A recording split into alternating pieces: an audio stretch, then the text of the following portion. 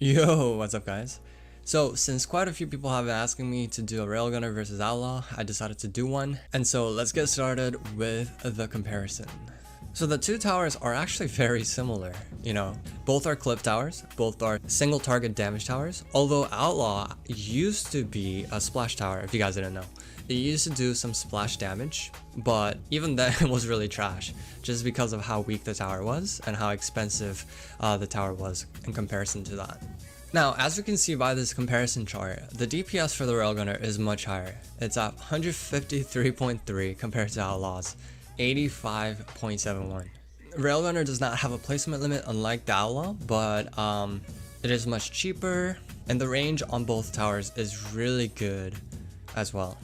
Now, the thing about Railgunner is that one thing that I like the most about it is the sounds.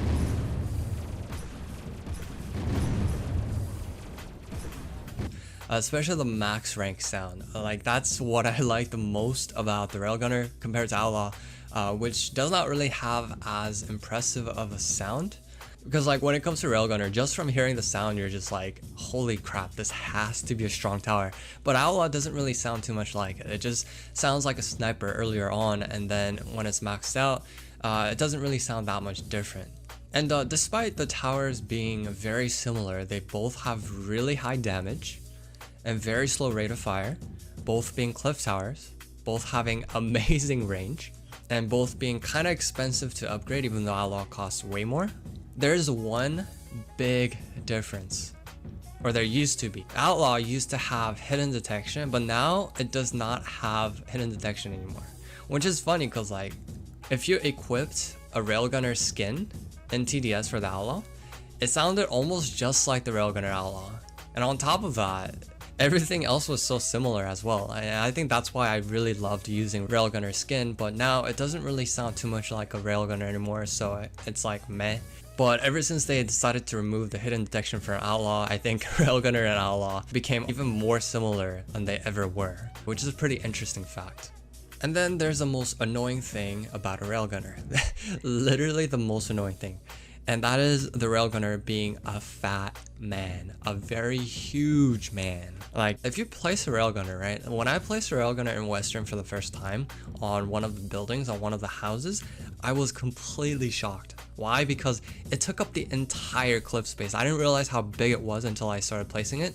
I realized the red box, which is an indicator of whether you can place a tower on it, like next to it or not. The red box for the Railgunner is huge. Like, it's so fat that I just don't like it, because you can only place down like 4 or 5 Railgunners on a cliff space that you think is like big enough. Once you start placing the Railgunners on them, on the space, you're just like, okay, this is just stupid. This is silly. And I honestly think that the red box that Railgunner has is probably the biggest in TDS. And I guess it kind of does make sense considering how huge the tower is. Like, once you max it out, it's just a huge tower. And I think red box is pretty much dependent on how big the tower is, and that would kind of explain why the red box is huge. But nonetheless, I really don't like the red box. It's literally one thing that I hate the most about Railgunner. Everything else is just so perfect, and also hidden detection, but you can like bypass that, or almost bypass that by having a max aviator. But yeah, that's just what I really dislike about a Railgunner.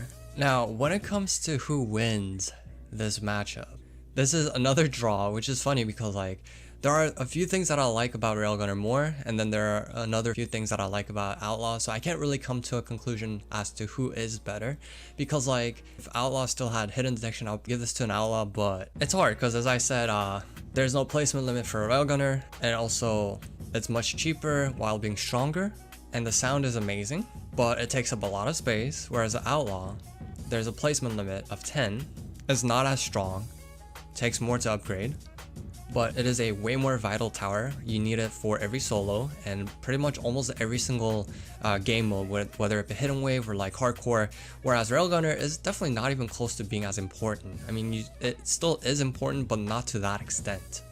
So for those reasons, I couldn't really come to a conclusion as to who really won this matchup. With that said, let me know who you guys think is a real winner here. whether it be Railgunner or Outlaw, and let me know in the comment section below, and see you guys in the next one. Peace.